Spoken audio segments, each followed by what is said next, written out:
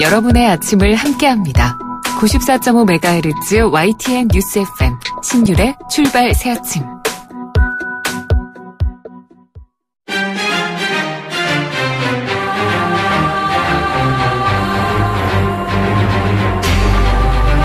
매일 아침을 뉴스로 깨웁니다.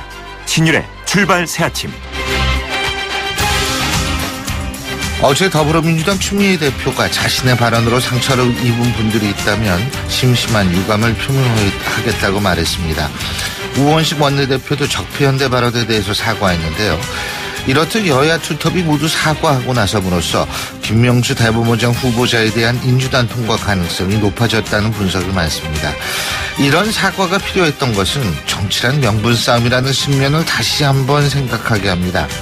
다시 말해서 자신이 원하는 바를 얻으려면 일단은 상대방이 자신이 원하는 행동을 할 수 있도록 만들 수 있는 그런 명분과 계기를 마련해야 한다는 건데요. 그런 측면에서 어제 더불어민주당 지도부의 행동은 우리나라 정치권에 상당한 의미를 부여한다고 할 수 있습니다.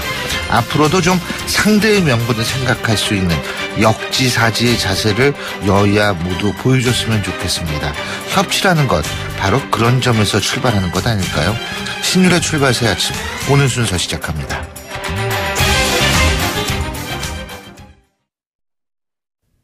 YTN 라디오 신율의 출발 새 아침.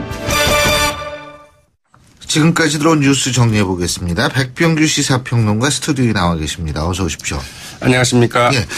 자, 매티스 미 국방장관이요. 서울을 중대 위험에 빠뜨리지 않고서도 북한에 취할 수 있는 군사 옵션이 있다. 이런 얘기를 했는데 이게 어떤 옵션이 이렇게 되는지 모르겠어요. 그러게요. 그 로이터 통신의 보도인데요. 그러나 그 구체적인 내용에 대해서는 그 말하지 않겠다고 일단 이야기를 했습니다. 북한에 대한 그 군사 옵션이 그 사실상 그 실행 가능하지 않다는 지적들이 그동안 많았는데요. 그것은 이제 바로 이 북한의 그 서울에 대한 그 보복 공격 등으로 그 인한 그 엄청난 인명 및 그 경제적인 피해 때문이었잖아요. 예. 그런데 그 서울을 그 중대한 위험에 빠뜨리지 않는 군사 옵션이 있다고 한다면 실제 언제라도 실행할 수 있다. 이런 점에서 이제 그 주목되는 발언이죠. 최근 뭐 틸러슨 미 국무장관 그리고 뭐 니키 헤일리 주 유엔 미 대사 등이 일제히 말하자면은 이 군사 옵션에 대해서 그 언급을 한 가운데 이제 말하자면 나온 매티스 미 국방장관의 발언이어서 더욱더 그 주목이 되는데요. 그러나 그 중대한 위험이라는 게 과연 어느 정도를 말하는 것인지도 약간 불분명합니다. 매티스 장관 그러나 그 외교와 그 대북 제재가 그 북한의 그 압력을 가하는데 그 성공할 것을 믿는다. 이렇게 밝혀서 일단 그 군사적 옵션은 그 뒤의 일이다. 이런 점을 시사하기도 했는데요. 어떻든 이제 중국과 러시아에 대한 압박의 수위를 더 높이는 양면 전략 아니냐 이런 해석도 좀 나오고 있습니다. 예.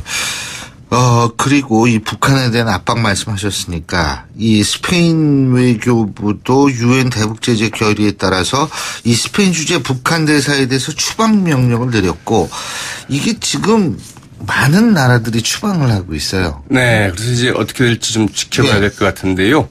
멕시코에 이어서 그 두 번째입니다. 그 스페인 외무부는 그 현지 시각으로 그 18일 그 성명을 내고 이 북한 대사가 그 소환돼 그 자신이 그 기피 인물로 지정됐다는 결정을 들었다. 오는 30일 전에 그 스페인을 떠나야 한다. 이렇게 밝혔는데요. 말씀하신 것처럼 유엔 그 대북 제재 결의에 따라서 이제 이루어진 조치들이죠. 그렇군요. 이런 그 국제사회의 압박에 과연 북한이 어느 정도 견딜 수 있을지 한번 봐야 되겠고요. 어제 또 그 국회에서는 좀 보기 드문 장면이 연출이 됐어요. 송영무 국방장관이 문정인 통일외교안보특보 연세대 교수시죠. 문정인 교수한테 상대하지 못할 사람이다. 이런 식으로 비난을 해가지고 지금 파문이 커지고 있는 것 같죠. 대통령의 통일외교안보특보에 대해서 이제 그렇게 얘기를 한 거죠. 이 문재인 정부의 그 외교안보 라인 그 순회급 사이에 그 입장 차이와 갈등이 그 꽤 큰 것 아니냐. 네. 이런 관측을 나올 수 있는 단적인 사례라고 볼 수 있겠는데요. 어제 그 국회 국방위원회에서의 그 발언이었습니다. 그 송영무 장관은 이 자유한국당 그 정진석 의원의 그 질의에 대해서 문정인 교수는 본래 그 제가 입각하기 전에 그 한두 번 뵌 적이 있지만 자유분방한 사람이기 때문에 저하고는 그 상대할 사람이 아니구나 생각했다. 이렇게 얘기를 했고요. 학자 입장에서 그 떠드는 느낌이지 안보특보로 그 생각되지는 않아 그 개탄스럽다. 이렇게 상당히 좀 거칠게 이제 비난을 했습니다. 송영무 장관의 이 같은 반응은 그 문정인 특보가 그 앞서서 그 북한 핵동결을 대가로 한 그 한미 군사훈련 그 축소 필요성을 그 주장을 하고 또 그 송 장관의 그 북한 지도부 그 참수작전 언급에 대해서 상당히 부적절한 표현을 쓴 것 같다. 북한이 우리 대통령한테 그 참수작전을 하겠다고 하면 가만히 있겠느냐 이렇게 지적하는 것에 대한 그 이제 그 반박으로도 그 해석되고 있는데요. 이 문정인 특보 기자들이 어제 이제 송영무 장관의 이 같은 발언에 대해서 어떻게 생각하느냐 이렇게 이제 물어보았더니 코멘트하지 않겠다. 그러면서 이제 그 더 이상의 언급을 좀 피했다고 하죠. 예. 그리고 김명수 대법원장 후보자에 대한 임명 동의안 심사 경과 보고서 채택이 또 무산이 됐는데 이게 조만간에 되기는 될 것 같죠?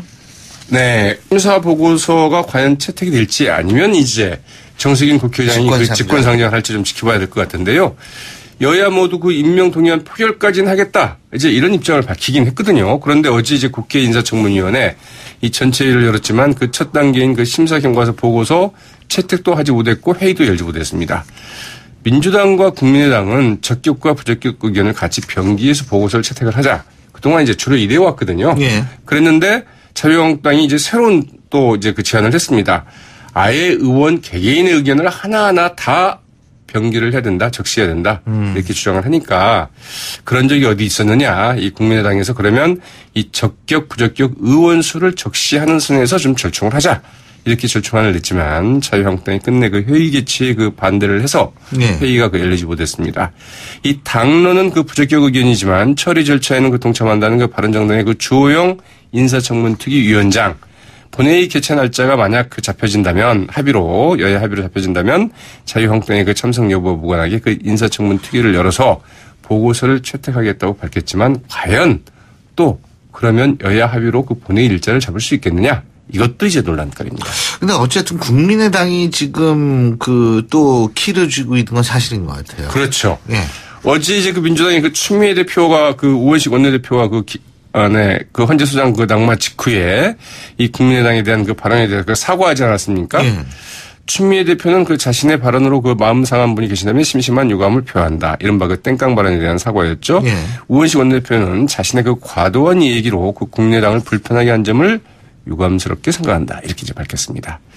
이 국민의당은 그 오늘 의원총회를 갖고 그 김명수 대법원장 후보자 인준 문제를 이제 논의할 예정인데 일단은 의원들의 그 자유투표에 맡기겠다. 이렇게 돼 있죠. 그래서 과연 국민의당이 큰 방향을 좀 어떻게 정할지가 역시 김명수 대법원장 후보자의 인준 여부에 가장 큰 관건이 될 것 같죠. 예.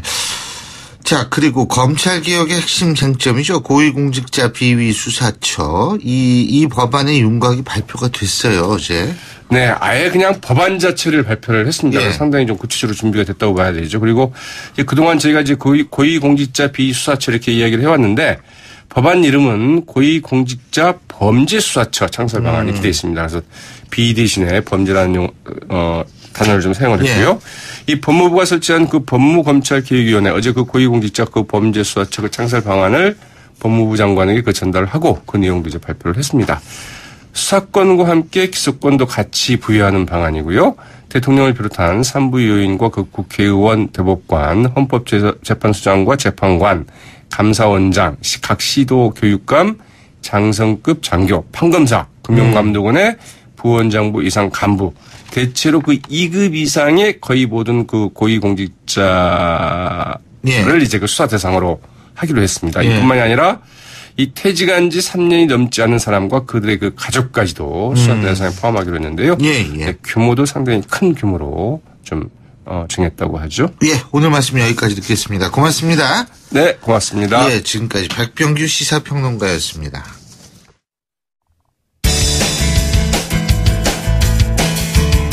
여러분은 지금 FM 94.5MHz로 방송되고 있는 신율의 출발 새 아침을 듣고 계십니다. 의견 주실 분은 짧은 문자 50원, 긴 문자 100원의 이용료가 드는 휴대전화 문자메시지 우물정 0945번으로 의견 남기실 수 있습니다.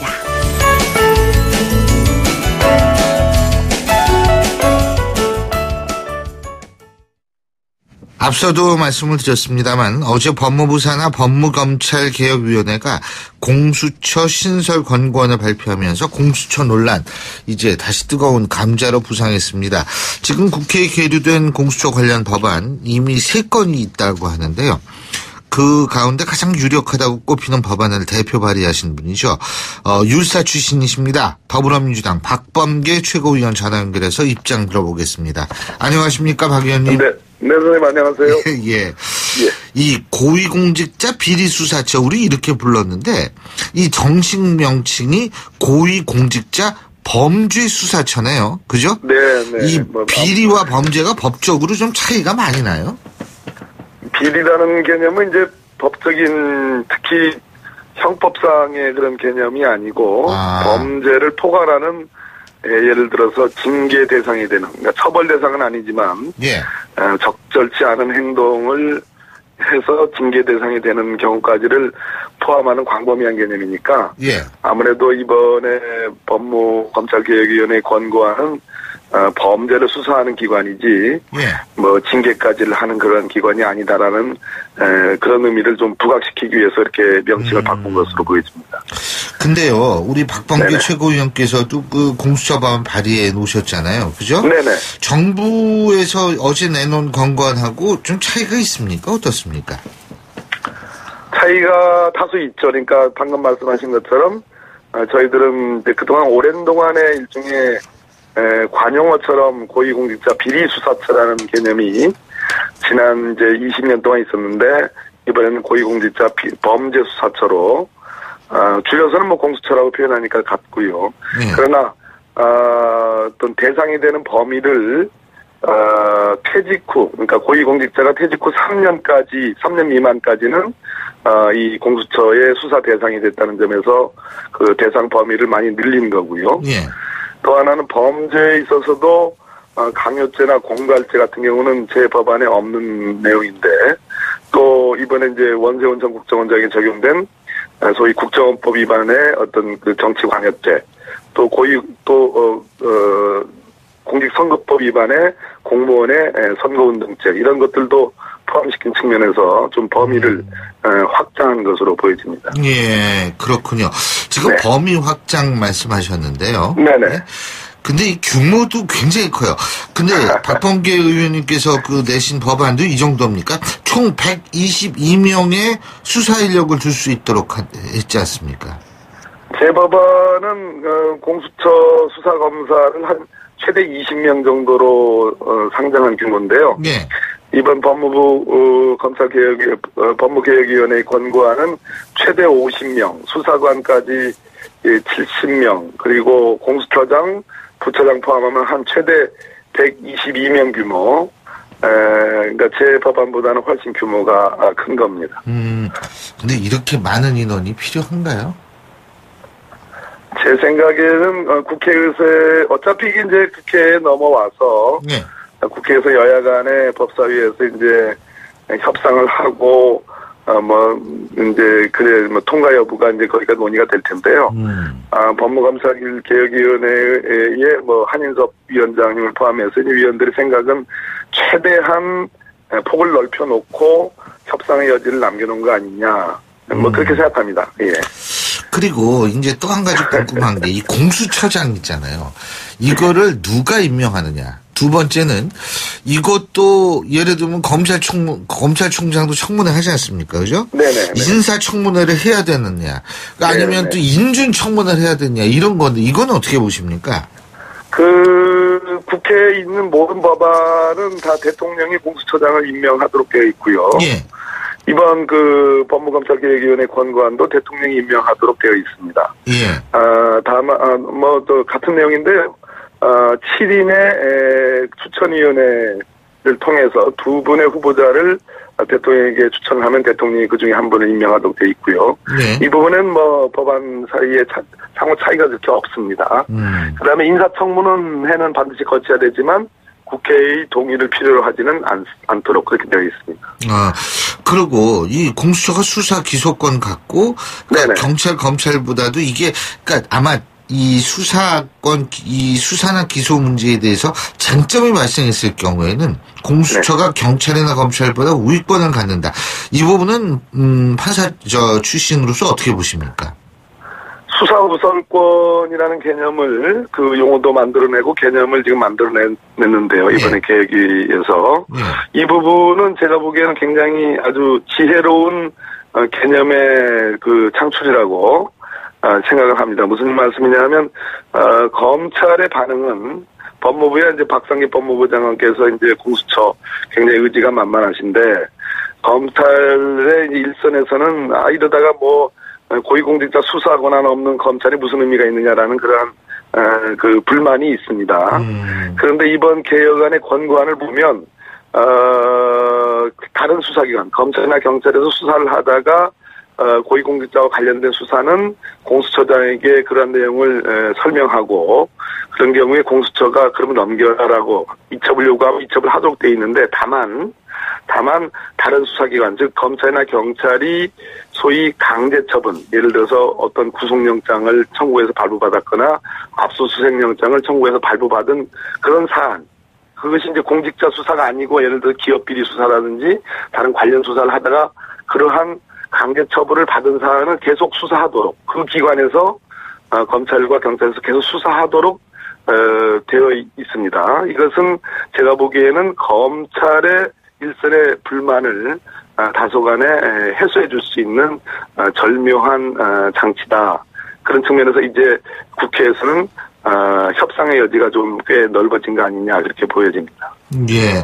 그러니까 결국은 이런 간단히 얘기하면 이거죠. 검찰이나 경찰이 먼저 인지해가지고 수사 들어갔으면 그 사람들이 계속 할 수 있다 이런 얘기죠. 그러니까 간단히. 강제 처분까지 진도가 많이 나갔으면 그거 진도가 많이 나간 수사를 공수처가 뒤늦게 가져와가지고 준비해가지고 한다면 시간이 많이 흐르지 않겠어요? 그러니까요. 네. 수사의 효율성을 감안한 장치입니다. 그건 매우 절묘한 방안이라고 봅니다. 근데 이제 공수처 반대하는 분들의 논리는 이거라고 그러더라고요. 이게 옥상옥되는 거 아니냐. 그리고 사실 이 공수처라는 것도 결국 거기에 가는 사람들도 검사들이나 수사관들일 텐데, 예? 결국 검찰은 둘로 쪼개는 것밖에 더 되는 거 아니냐. 이런 얘기를 하거든요. 예? 그래서 이 검찰과 같이 또 다른 정치적 중립성 논란에 휘말릴 수도 있고, 이런 얘기를 하는데 이 부분은 어떻게 보세요? 네, 역시 신유 선생님 표현이 아주 귀에 쏙 들어오는데요. 둘로 쪼개는 거 아니냐. 거기 그 표현에 전적으로 동의하기는 어렵지만, 검찰이 너무 권한을, 다 갖고 있으니까, 남용의 전례들이 많았죠, 사례들이. 그래서 검찰개혁의 차원에서 검찰의 권한을 분산해서, 일부는 경찰에게, 일부는 고위공직자 범죄수사처에게 분산을 시켜서 상호 세 기관 사이의 견제와 균형을 하자는 게 첫 번째 검찰개혁의 논리고요. 두 번째 옥상옥 논리는 그동안에 검찰이 잘 해왔습니다. 그러나 소위 고위공직자 범죄, 특히 권력형 비리에 대해서는 권력과 유착해가지고 눈을 감아준 사례들이 많이 있었죠. 박근혜 국정농단이 대표적인 사례인데요. 그런 측면에서 이러한 별도의 독립된 특별한 기구가 있어야 되고, 이 기구를 통해서 검찰도 좀, 우리가 그냥 대충 무마해서 넘기면 안 되겠구나 하는 자극이 된다는 측면에서 그 옥상옥 논리는 좀 틀리다라고 말씀드리겠습니다. 예. 근데 이 공수처 정치적 중립성, 요걸 지킬 수 있는 이 장치는 충분하다고 보십니까? 검찰청은 법무부의 외청으로 직접적으로 행정부에 소속돼 있는 기관이죠. 그러나 이 고위공직자 범죄수사처, 비리수사처는 지금 누구도 디자인하기를 행정부에 속해 있지 않은 독립된 기구로 지금 해놨습니다. 형식적으로 대통령이 그냥 2명 중에 1명만 임명할 뿐이고요. 그 뒤에 대통령의 권한이나 또는 장관의 이런 입김이 여기에 간섭할 여지는 최대한 거의 없다고 보면 좋겠습니다. 자, 이 박범계 최고위원님께서 이제 발의하신 법안도 있고, 어제 이제 법무부가 내놓은 그 권고안도 있고, 이러면 이제 이게 국회에서 조율이 좀 되겠죠, 그죠? 네, 그렇습니다. 당장 오는 9월 26일부터 심의가 시작됩니다. 그렇죠. 근데 지금 자유한국당 같은 경우에 이제 반대한다 이런 거고 바른정당은 조건부 찬성이고 네. 이런 상황인데 이게 이제 그 20년 전부터 이게 계속 있었던 논란이잖아요. 네네. 이번은 좀 다를 거라고 보십니까? 일단 그 법무부 산하의 법무검찰개혁위원회라는 공식적인 기구가 이러한 권고안을 발표하는 것은 제 기억으로는 처음이라고 보여지고요. 두 번째는 이것은 이제 법무부 장관이 받을 거 아니겠습니까? 뭐 예. 오늘 내일 아마 의사 표시가 있을 텐데요. 예. 이것은 이제 정부안으로 법률안으로 정부가 제출할는지 아니면 하나의 권고안으로만 국회에 낼는지는 모르겠습니다만은 어찌됐든 정부 섹터에서 정부 부분에서 이렇게 공식적으로 공수처안을 만들어서 내는 것은 처음 있는 일입니다. 제가 보기에는. 예. 뭐 과거에 물론 정부안도 있었습니다만 그보다 훨씬 진전되고 아주 상세한 안이거든요. 예. 그런 측면에서 힘이 실린다고 보여지고 두 번째는 국민의 지지가 공수처는 80%에 이릅니다. 예, 그런 측면에서 저희들이 자유한국당도 최대한 설득을 할 거고 예. 이번에 만든 안은 굉장히 폭넓은 안인데 협상의 여지를 두고 설득을 하겠습니다. 수사의 예. 대상과 범위도 예. 자유한국당의 의견 100% 반대만 아니라면 예. 어느 정도 유연하게 협상의 여지를 좀 남겨놓고 가능한 한 통과시키도록 최대한 노력을 하겠다는 말씀드리겠습니다. 예, 잘 알겠습니다. 오늘 말씀 여기까지 듣겠습니다. 고맙습니다. 예, 감사합니다. 예, 지금까지 더불어민주당 박범규 최고위원이었고요. 신율의 출발 새 아침 1부 순서 여기서 줄입니다. 잠시 뒤 2부에서 뵙겠습니다. 소통의 아침을 여는 공정한 목소리 신율의 출발 새 아침. 신율의 출발 새 아침 2부 순서 먼저 광고부터 듣겠습니다. YTN 라디오 신율의 출발 새 아침. 김명수 대법원장 후보자에 대한 인사청문 보고서 채택, 어제 자유한국당의 반대로 또다시 미뤄진 상황인데요. 이 캐스팅 보트 역할을 하고 있는 국민의당, 오늘 의총을 열고 관련 논의를 해나갈 것으로 생각이 듭니다. 자, 우리가 여기서 관심을 두고 봐야 할 부분은 이번에 국민의당이 과연 어떤 입장을 취하느냐 하는 부분인데요. 자, 이 부분에 대해서 국민의당 이상돈 의원 전화 연결해서 입장 들어보겠습니다. 이 의원님 안녕하십니까? 네, 안녕하세요. 예. 자, 지금 김명수 대법원장 후보자에 대한 국회 인준이 계속 미뤄지고 있는 상황인데요. 어떻게 보고 계십니까? 뭐 많이 미뤄진 것은 아니죠. 예. 네, 그래서 아마도 이번 회기 중에 한번 표결을 시도하지 않는가 이렇게 보고 있습니다. 네. 그렇군요. 지금 김명수 후보자에 대해서 자유한국당은 반대하고 있죠, 그죠? 네. 지금 이념 편향 문제가 제일 중요한 건가요? 아니면 자질 문제가 중요한 건가요? 자유한국당 입장에서는 좀 편향성 문제가 이념 편향성 문제를 그걸 제일 크게 생각하는 것 같습니다. 네. 그렇군요. 이 부분에 대해서 이상돈 의원님께서는 어떻게 보세요? 저는요, 김명수 대법원장 후보자가 뭐 경력이나 이런 거 볼 때는 사실 대법원장감으로서는 좀 부족하다고 봅니다. 그러나 또 결정적인 결정하자는 없지 않은가 하고, 물론 일각의 기독교에서는 국제인권법 그 학회 활동을 두고서 문제를 제기하고 있죠. 네, 그렇게 생각하고 있습니다. 그러나 과연 이 사법부를 이끌어갈 수 있는 리더십과 또는 카리스마 같은 게 있는가, 그것에 대해서는 저는 좀 미지수입니다. 네. 그렇군요. 근데 결정적인 하자는 없다. 이런 부분은 또 인정을 하시는 거군요. 그죠? 네. 예. 근데 요것도 이제 중요한 부분인데 어제 추미애 대표 사과하지 않았습니까? 네, 이게 아니 사과라고 봐야죠. 심심한 유감 표명이니까요. 그죠? 네, 그런데 뭐 사과하고 또 얼마 있으면 또 뭐 그런 발언하고 이렇게 누차 반복이 되니까 뭐 이제는 좀 그런 일이 좀 없어야죠. 네. 근데 충분하다고 보십니까? 김동철 원내대표 같은 경우에는 뭐 충분하지 않다 뭐 이런 반응을 보였던 것 같은데 어떻게 보세요? 어떤 그런 좀 낙마성 같은 파동이 있고 나서 사과하는 것은 아무리 사과해도 충분할 수가 없는 겁니다. 이런 표결 앞두고 있으니까 뭐 협력을 구한다 그거죠. 네. 협력을 구한다. 결국은 문재인 대통령이 이제 그 유엔 총회 참석을 위해서 미국에 가기 앞서서 이 김명수 대법원장 후보자에 대한 인준을 간곡히 부탁하지 않았습니까? 네, 그런 것 때문에 결국은 사과한 거 아니냐. 그럼 옆구리 찔러 절받기 아니냐. 이런 얘기도 나오는 모양이더라고요. 그렇죠. 지금 뭐 그 정도 제스처도 없으면은 네. 김명수 대법원장 후보 이건 표결 하나만은 안 되는 거죠.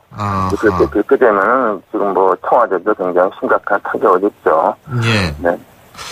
근데 지금 김명수 후보자에 대해서 국민의당은 자율투표하겠다는 거죠, 이번에도. 그죠? 이제 사실요, 우리 국민의당이 예. 뭐지만 김희수 헌재 소장 후보자 인준권이나 이번 김명수 대법원장 후보 인준권이나 우리가 당론을 모으기가 사실상 어렵습니다. 특히 뭐 북핵 문제에 대해서도 우리가 당론을 하나로 모은다는 것이 불가능한 이런 상황이 있기 때문에 어떻게 말하면 우리 국민의당이 가장 민주적인 정당이 돼 있고 의원 개개인의 어떤 영역이 큰 상황입니다. 네. 근데 그 국민의당의 호남 지역 의원분들은 지난번 김희수 전 헌법재판소장 후보자 인준이 부결된 이후에 호남 민심 달래느라고 좀 굉장히 힘들었던 모양이더라고요. 맞습니까? 네, 근데요, 그건 좀 과장된 측면이 있는 것 같습니다. 네, 또 어떤 의원들은 잘했다, 뭐 이런 반응도 많이 있었다 그럽니다. 예. 그렇다면 이번에도 호남 지역 의원들은 어떤 선택을 할 거라고 보세요? 의원 개개인에 따라서 독자적으로 판단할 거라고 봅니다. 예. 그리고 이미 좀 김명수 후보자에 대해서 인준 지지 발언을 공개적으로 하시는 중진 의원도 있고, 또 제가 만나본 바에 의하면은 이번도 다를 게 없다 이렇게 말하는 호남 의원도 있습니다. 예, 안철수 대표의 입장은 당내 의원들에게 어느 정도 이 힘을 가질 수 있다라고 보십니까? 이제 밖에서는 지난번에 안철수 대표가 영향이 있었다 그러는데 그거는 잘못 본 겁니다. 뭐 아주 없지는 않겠죠. 뭐 이제 좀 측근이라고 말할 수 있는 초선 의원 한 30명 정도한테는 영향이 있을지 모르지만은 대세를 움직이지 못합니다. 의원 각자가 판단하는 겁니다. 서너 명 정도밖에 안 된다. 근데 왜 이런 얘기가 나왔냐면 안철수 대표가 지난번에 표결 끝난 직후에 국회 결정권은 국민의당이 갖고 있다. 이렇게 얘기를 했기 때문이거든요. 근데 그거 갖다가 뭐 페이스북에 썼다가 또 비판이 많으니까 죽었다는 거 아닙니까? 그거는 정치 감각이 없는 굉장히 잘못된 발언이고 유치한 발언이죠. 그게 부끄러운 겁니다. 그런 발언을 한다는 게. 정치 감각이 없다라고 말씀하신 이유는 뭘까요? 그게 국회 결정권이 국민의당이 가지고 있다 하더라도 가지고 있는 거 숨겨야죠. 이게 뭐 과시하는 것도 아니고 유치한 발언 자체가 좀 유치하지 않습니까? 예, 그렇군요. 그 안철수 대표 나왔으니까 요거는 좀 다른 얘기지만 한 가지만 더 여쭌다면 네. 안철수 대표가 그 지방선거 앞두고 당 인재영입위원장도 맡았다고 하는데요. 네. 이 지금 당대표 선거 전에 저희 방송하고 인터뷰를 했는데 그때 영입할 인재가 많다 뭐 이랬거든요. 어떻게 보십니까? 네, 근데요, 지난번 작년 총선에서도 예. 호남 쪽에서는 영입이 거의 실패했죠. 영입이 거의 실패했고, 예. 또 2014년 지방선거 앞두고 안철수 대표가 새정치연합을 창당했지만은 예. 광역단체장 후보를 다 한 명도 구하지 못하고 창당을 포기하지 않았습니까? 예. 특히 지방선거에서 광역단체장 후보는 국회의원 후보하고는 다르지 않습니까? 저는 쉽지 않다고 보고 무엇보다도 내년 지방선거는 지금 여러 가지 전국 판들을 볼 때 그 민주당을 위한 선거가 되지 않을까 이렇게 봅니다. 그럼 야당이 좀 지지도가 폭락하고 좀 발전 과정이 있기 때문에 불가피한 거라고 봅니다. 안철수 대표가 직접 서울시장 출마하라 예전에 이런 목소리 많았잖아요. 네, 근데 뭐 본인이 출마하든 만 또 본인의 판단인데, 안철수 대표가 당선되려고 보는 사람이 있습니까? 나는 없다고 봅니다. 예. 지금 그리고 이상돈 의원님께서 지지율 말씀하셨는데요. 사실 국민의당 지지율이 지금 안 오르고 있거든요. 그죠? 어떻게, 네, 이게 이유가 뭐라고 보세요?